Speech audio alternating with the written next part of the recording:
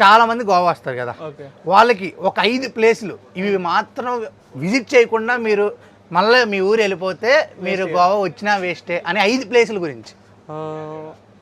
ఒకటి సీట్ లెక్. ఏంటది? సీట్ లెక్ అంజనాలో ఉంటుంది. సీట్ లెక్. సీట్ లెక్ ఇటు సముద్రం వాటరు, ఇటు మన చెరువు అంటారు విషయం, అది రెండింటి మధ్యలో ఉంటుంది. ఓకే, పీస్ఫుల్ ఉంటుంది, మస్తు ఉంటుంది. అదొకటి. ఆ తర్వాత మనం కూడా ఇప్పుడు వరకు వెళ్ళలేదు. అరంబుల్ ఒకటి. అరంబుల్ టచ్ చేసాం. అరంబుల్ బాగుంటుంది. ఆ తర్వాత కాబోదిరామ.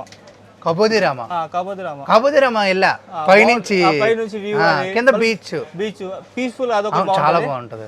ఇంకోటి కోలా బీచ్. కోలా బీచ్ కూడా వెళ్ళా. చాలా మంది బటర్ఫ్లై అసలు ఏముండదు. ఏముండదా, ఏదో ఒక దీవిలా ఉంటది. గోవాలో ఉండం.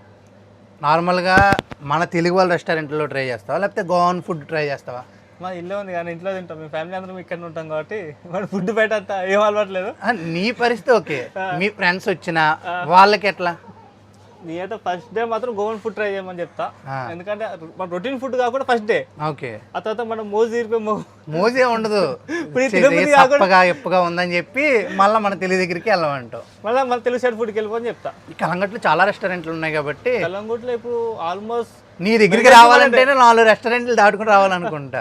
అన్ని దాటుకుంటూ రావాలి. ఏంది మరి ఈ పక్కనే హైదరాబాద్ అనే కూడా రెస్టారెంట్ ఏదో బిర్యానీ సంథింగ్, అది తెలుగు వాళ్ళదేనా? యూపీ ఉంటుంది. యూపీ వాళ్ళు అది ఇలా యూపీ వాళ్ళు హైదరాబాద్ బిర్యానీ అని పెడతారు, అంత ఫేకే కదా? అంత ఫేక్ అసలు బిర్యానీ కాదు. వాళ్ళు తెలుగులో మాట్లాడితేనే అది మన బిర్యానీ. అది మన బిర్యానీ ఒక 50-60% నుంచి స్టార్ట్ అవుద్ది. అంతే 50 అంతే 100%. మనకు దొరికంత స్పైసెస్ ఇక్కడ దొరక మసాలాలు. అది కూడా కరెక్ట్. చాలా మంది ఇంగ్రీడియంట్స్ తెప్పిస్తారు. 50% టేస్ట్ అయితే ఉంటది మన తెలుగు వాళ్ళ దగ్గర. వాళ్ళ దగ్గర 10% కూడా ఉండదు అనమాట. అదైతే 5% కూడా ఉండదు. నేను రాసిస్తా కావాలి, టేస్ట్ చేసే ఉండదు.